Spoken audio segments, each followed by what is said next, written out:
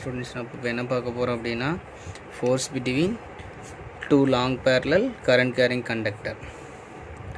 So இப்போ two parallel conductor எடுத்துக்கிறோம், அது வழியாக கரண்ட் கேரி ஆகும்போது அதில் எப்படி ஃபோர்ஸ் எக்ஸ்பீரியன்ஸ்ட் ஆகுது அப்படிங்கிறத நம்ம கால்குலேட் பண்ணுவோம். ஃபஸ்ட்டு நம்ம டயக்ராம் தெளிவாக பார்க்குறோம். ஃபஸ்ட்டு ஒரு லாங் ஸ்ட்ரெயிட் கண்டக்டர் எடுத்துக்கிறோம். இந்த லாங் ஸ்ட்ரெயிட் கண்டக்டர் வழியாக I1 கரண்ட் ட்ராவல் ஆகுது ஏங்கிற கண்டக்டரில். அப்போ ஏரில் ஆறுங்கிற டிஸ்டன்ஸில் அதுக்கான மேக்னெட்டிக் ஃபீல்டு எவ்வளோ இருக்கும் அப்படிங்கிறது நம்ம பார்க்க போகிறோம். இது ஆல்ரெடி நம்ம கால்குலேட் பண்ணியிருக்கோம். பைட்ஸ் அவுட்டில் அதில் வந்து பார்த்திங்கன்னா ஒரு இன்ஃபினைட் லாங் ஸ்ட்ரெயிட் கண்டக்டர் வழியாக கரண்ட் கேரி ஆகும்போது அது கிடைக்கக்கூடிய மேக்னெட்டிக் ஃபீல்டு அங்கே 2πA இருக்கும், இங்கே 2πr, ஏன்னா டிஸ்டன்ஸ் நம்ம r எடுத்துக்கிறோம். ஓகே சரி, அப்போ இங்கே இந்த கண்டக்டர் வந்து இந்த கண்டக்டரில் கரண்ட் கேரி ஆகும்போது அதனுடைய நெட் மேக்னெட்டிக் ஃபீல்டு வந்து ஆறுங்கிற டிஸ்டன்ஸில் B1 அப்படின்னு எடுத்துக்கிறோம். நம்ம மேக்னெட்டிக் ஃபீல்டு டிஃப்ரெண்ட் ரெண்டு கண்டக்டர் இருக்கிறனால நம்ம B1 எடுத்துக்கிறோம். அப்போ μ0 I டிவைடட் பை I1, அப்போ 2πr.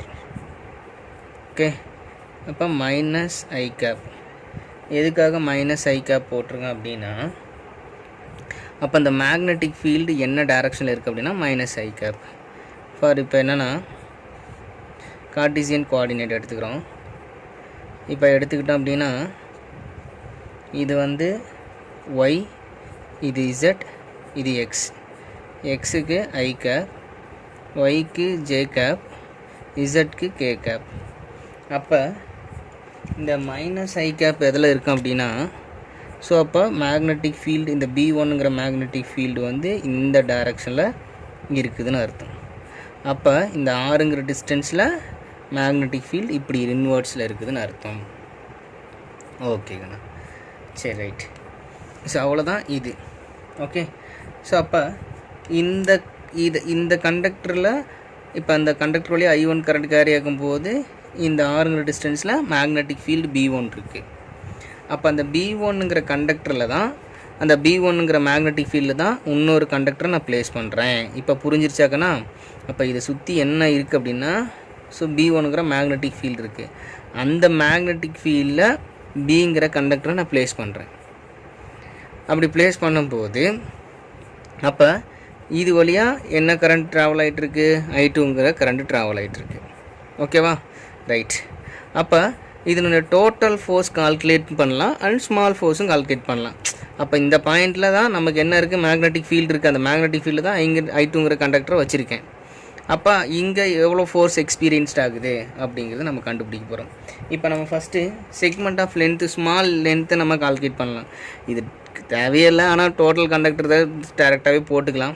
சரி, ஃபஸ்ட்டு இப்போ நம்ம என்ன பண்ணலாம் அப்படிங்கன்னா DLங்கிற ஒரு செக்மெண்ட் எடுத்துக்கிறோம். அப்போ நம்ம ஆல்ரெடி முன்னாடி ஒரு ஃபார்முலா பார்த்துருந்தோம். ஸோ நான் ஆல்ரெடி நம்ம முன்னாடி ஒரு கண்டக்டரில் நம்ம பார்த்துருக்கோம். என்ன ஃபார்முலா அப்படின்னா DF vector equal to I DL vector cross B vector நம்ம பார்த்துருந்தோமாக்கண்ணே. அப்போ இது ஜென்ரல் ஃபார்முலா. அப்போ இங்கே கிடைக்கக்கூடிய ஃபார்முலாவில் என்ன பார்த்துக்கணும், மேக்னெட்டிக் ஃபீல்டு B1ங்கிற மேக்னெட்டிக் ஃபீல்டு இருக்குது. அப்போ இது ரெண்டுமே பர்பெண்டிகுலராக ஆக்ட் ஆகும். அப்போ மேக்னெட்டிக் ஃபோர்ஸும் பர்பெண்டிகுலராக ஆக்ட் ஆகும், ஏன்னா இது எல்லாமே மூணுமே பர்பெண்டிகுலர். ஓகே சரி ரைட். இப்போ இந்த ஃபோர்ஸ் என்ன டைரக்ஷனில் இருக்குது அப்படின்னு நம்ம பார்க்க போகிறோம். Okay right. இப்போ இதில் நம்ம கால்குலேட் பண்ணுறோம். அப்போ DF வெக்டார் ஈக்குவல் டு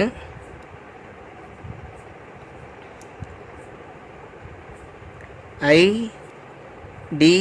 அப்போ இங்கே கரண்ட் என்ன ட்ராவல் ஆகிட்டுருக்கு இந்த கண்டக்டரில், I2 அப்படிங்கிற கண்டக்டர் ட்ராவல் ஆகிட்டு, I2ங்கிற கரண்ட் ட்ராவல் ஆகிட்டுருக்கு. அப்போ I2 DL வெக்டார் கிராஸ் என்ன magnetic field, B1 magnetic field. Okay right.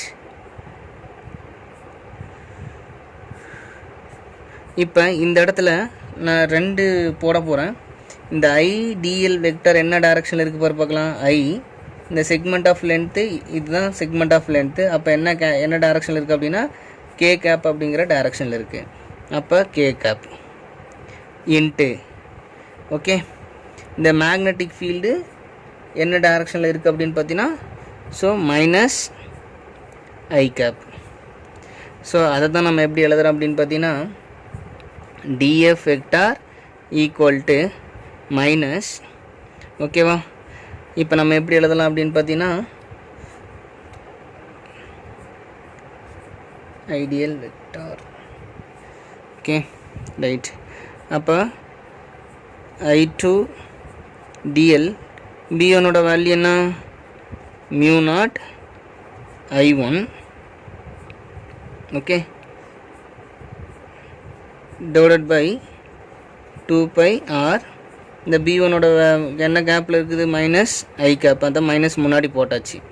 அப்போ K cap cross I cap, okay. அப்போ K cap cross I cap வந்து ஜே கேப், ஓகே. சொன்னது புரியுதா?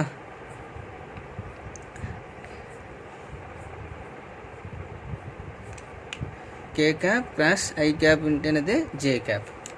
அப்போ அந்த ஃபோர்ஸோட இது வந்து பார்த்திங்க அப்படின்னா df vector equal to minus μ0 I1 I2 into dl divided by 2 pi r into j cap, okay right கண்ணா. இப்போ இதனோட total force of the conductor வேணும்னா எஃப். அப்போ F vector equal to minus μ0 I1 I2 dlங்கிறது total conductor of length வந்து என்ன ஆயிரும் எல்னு ஆயிரும், டிவைடட் பை 2 pi r இன்டனது ஜே கேப், ஓகே.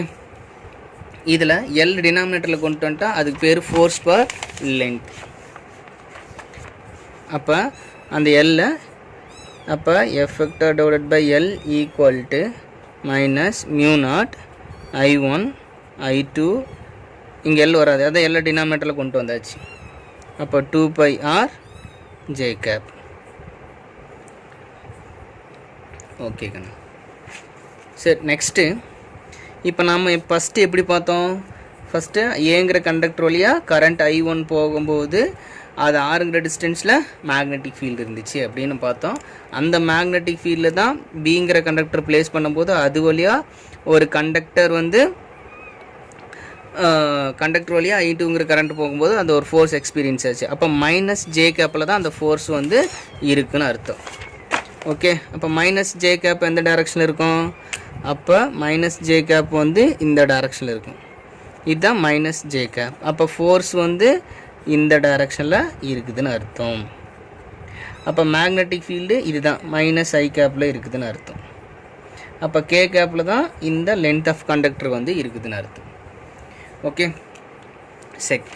அடுத்தது இப்போ நம்ம செகண்ட் கண்டக்டர் இல்லைன்னு வச்சுருந்தோம். இப்போ நாம் பாரு எப்படி போட்டோன்ட்டு, இப்போ பிங்கிற கண்டக்டர் இது வழியாக I2ங்கிற கரண்ட் வழியாக கரண்ட் போகுது. அப்போ இதே இப்போ ஆறுங்கிற டிஸ்டன்ஸில் மேக்னெட்டிக் ஃபீல்டு என்னவாக இருக்கும்?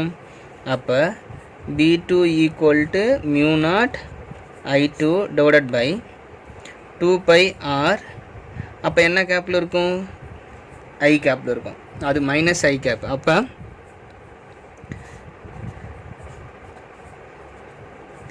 இது கே கேப் ஜே கேப் ஐ கேப். இப்போ இந்த B2 வந்து இந்த ஐ கேப்பில் இருக்குதுன்னு அர்த்தம், okay right.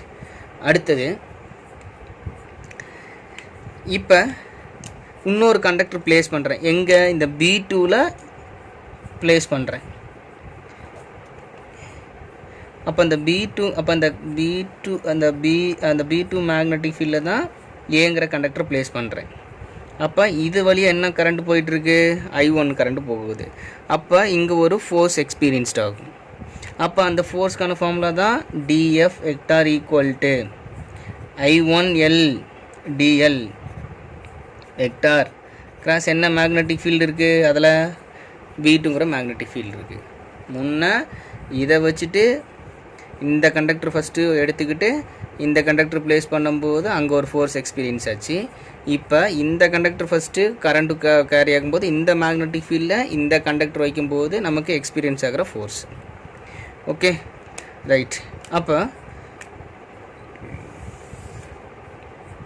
df vector I1 dl V2 vector இதெல்லாம் என்ன டைரக்ஷன் இருக்குது? இப்போ இதுவும் என்ன டைரக்ஷன் இருக்குது? இதுவும் இப்போ வந்து பார்த்திங்க அப்படின்னா இந்த I1 இதில் ஒரு ஸ்மால் எலமெண்ட் எடுத்துக்கலாமா, dl. ஓகே, அப்போ இதுவும் என்ன இருக்குது அப்படின்னு பார்த்தீங்க அப்படின்னா ஸோ கே கேப்பில் தான் இருக்குது. அப்போ இது எழுதணும் அப்படின்னா df vector equal to I1 dl, V2ஓட value μ0 I2 divided by 2πr. Okay, அப்போ இது B2ஓட இது வந்து பார்த்திங்கன்னா I கேப்பு, இந்த ஐடியலோட இது வந்து k cap cross I cap. Okay right. அப்போ df ஈக்குவல் டு அப்போ μ0 I1 I2 dl divided by 2πr k cap cross I cap j cap. Okay, so இப்போ இந்த df அப்போ இது வந்து அப்போ இந்த ஃபோர்ஸ் இப்போ எங்கே ஆக்ட் ஆகுது? இப்போ டோட்டல் ஃபோர்ஸ் நெட் ஃபோர்ஸ் அப்போ எடுத்துக்கலாம், net force of the conductor. அப்போ F vector equal to μ0 I1 I2, இங்கே டிஎலுக்கு பதிலாக என்னவோ மாறும், எல்லுன்னு மாறும். ஏன்னா நெட் ஃபோர்ஸ்னு எடுத்துக்கும் போது இதில் ஸ்மால் செக்மெண்ட் ஆஃப் லென்த்து, இப்போ லென்த் டோட்டல் லென்த் வேணுன்னா இது வரைக்கும் வரும். ஓகே, அப்போ 2πr ஜே கேப். அப்போ இந்த ஜே கேப் டைரக்ஷனில் தான் இந்த ஃபோர்ஸ் இருக்கும். ஓகே, அப்போ அந்த என்ன டைரக்ஷனில் இருக்கும்? அப்போ ஃபோர்ஸு இப்போ இந்த டைரக்ஷனில் இருக்கும். இந்த டைரக்ஷனில் என்ன இருக்குது? மேக்னெட்டிக் ஃபீல்டு, அதுதான் B2. அப்போ அந்த B2 I கேப்பு, இது வந்து கே கேப்பு. ஓகே, இது வந்து ஜே கேப். ஸோ அதை தான் உங்கள் புக்கில் அழகாக ஒரு போட்டிருக்காங்க. இப்போ இதுவும் ஃபோர்ஸ் பார் லென்த் எடுத்தோம் அப்படின்னா μ0 I1 I2 L divided by 2πr j cap. L இங்கே வராதுக்குண்ணா, எல் தான் டினாமினேட்டரில் கொண்டு வந்துட்டோம். இப்போ இதுலேருந்து என்ன தெரியுது அப்படின்னா ஸோ கரண்டோட டைரக்ஷன் ரெண்டுமே சேமாக இருக்கும்போது நம்மளோட ஃபோர்ஸ் வந்து என்ன டைரக்ஷனில் இருக்குது அப்படின்னா ஆப்போசிட் டைரக்ஷனில் இருக்குது. அதை நம்ம இப்போ ஒரே சர்க்யூட் டயக்ராமை போட போகிறோம். இப்போ அந்த டயக்ராம் தான் நாங்கள் போட போகிறேன், தெளிவாக பாருங்கள். என்னென்னா ஃபஸ்ட்டு 2 parallel கண்டக்டர், இதுதான் ஏங்கிற கண்டக்டர், இது வழியாக I1 போகுது. அப்போ இங்கே I2ங்கிற இது I2ங்கிற பிங்கிற கண்டக்டர் வழியாக I2ங்கிற கரண்ட் போகுது. இப்போ ரெண்டுமே சேம் டைரக்ஷனில் கரண்ட் ஃப்ளோ ஆகிட்டு இருக்கு. சரி, அப்போ இதுக்கும் உள்ள டிஸ்டன்ஸ் ஆரில் எவ்வளோ வச்சுருக்கேன்? 6ங்கிற டிஸ்டன்ஸில் வச்சுருக்கேன். அப்போ இந்த இப்போ ஏங்கிற கண்டக்டர் வழியாக I1 கரண்ட் போகும்போது அப்போ இந்த 6ங்கிற டிஸ்டன்ஸில் மேக்னெட்டிக் ஃபீல்டு என்ன டைரக்ஷனில் இருந்துச்சு? -I cap. இதுதான் B1. ஓகேவா? அடுத்தது இந்த I2 அந்த ஸ்மால் எலமெண்ட்டை எடுத்திருந்த பார்த்தியாக்கண்ணே. அப்போ ஸ்மால் எலமெண்ட் ஆஃப் லென்த் இது வந்து என்ன கேப் இன்னரில் இருக்குது அப்படின்னு பார்த்தீங்கன்னா கே கேப். இதுதான் IDL வெக்டார். ஓகேவா? ரைட்.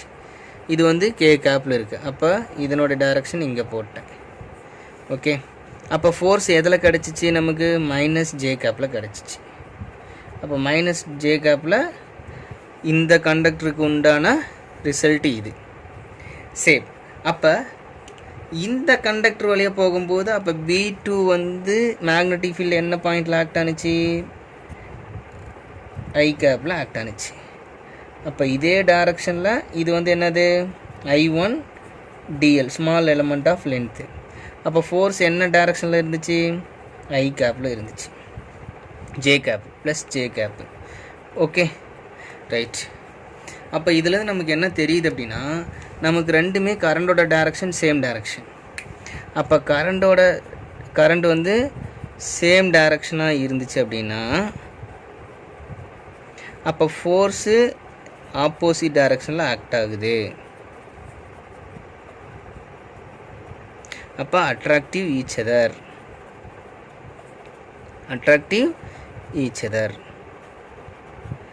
இப்போ ஒருவேளை கரண்ட்டு ஆப்போசிட் டைரக்ஷனில் ஃப்ளோ ஆனுச்சு அப்படின்னா, கரண்ட்டு ஆப்போசிட் டைரக்ஷனில் ஃப்ளோ ஆனுச்சு அப்படின்னா, அப்போ சிம்பிள் மாற்றிடுங்க.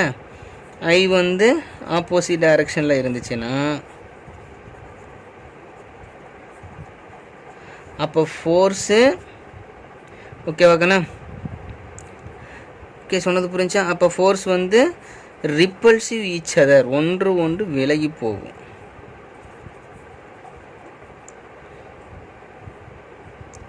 ஈச் அதர் அப்படின்னா என்ன அர்த்தம்?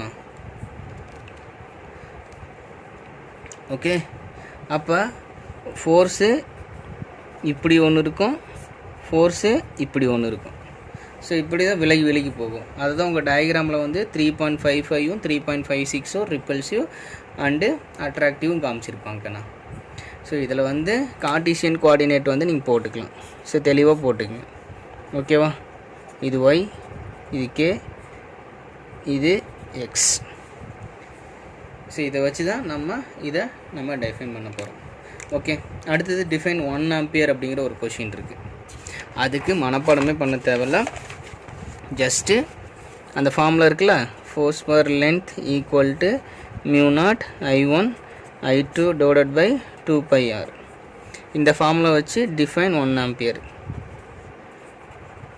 இவர் தாங்கண்ணா அந்த ஒரு மேக்னெட்டிக் ஃபீல்டு வழியாக கரண்ட் கேரி ஆகும்போது அதுக்கான மேக்னெட்டிக் ஃபீல்டுக்கான எக்ஸ்ப்ளனேஷன், கரண்ட் ஃபேக்டர் இதெல்லாமே கண்டுபிடிச்சவர். ஸோ இந்த ஆம்பியர் தான் இந்த முக்கியமான ஒரு சயின்டிஸ்ட்டு.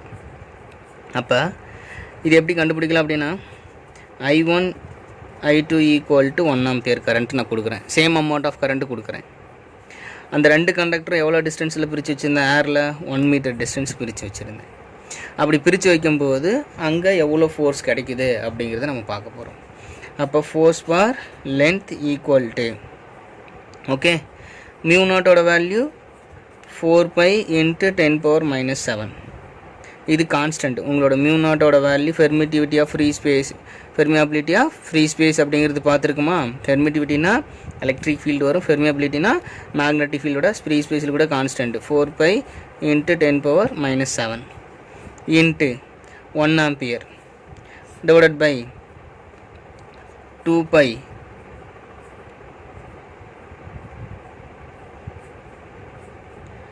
இன்ட்டு ஆரோட வேல்யூ 1 மீட்டர். ஸோ அப்போ இதில் எல்லாமே பை, இங்கே ஒரு பை கேன்சல் பண்ணிக்கலாம். இப்போ இங்கே ஒரு 2, இங்கே ஒரு 2 கேன்சல் பண்ணோம்னா இப்போ force per length equal to 2 × 10⁻⁷. அப்போ யூனிட் ஃபோர்ஸ்க்கான யூனிட்டு நியூட்டன், பர் லென்த்துக்கான யூனிட்டு மீட்டர். அப்போ equal to 2 × 10⁻⁷ newton metre inverse the conductor. இதான் டிஃபைன் 1 ஆம்பியர். ஸோ மனப்பாடம் பண்ணாமல் புரிஞ்சு நம்ம படித்தோம்னாலே போதும். ஓகேக்கண்ணா? ஸோ ஏதாவது டவுட் இருந்தால் கமெண்ட் பண்ணுங்கள்.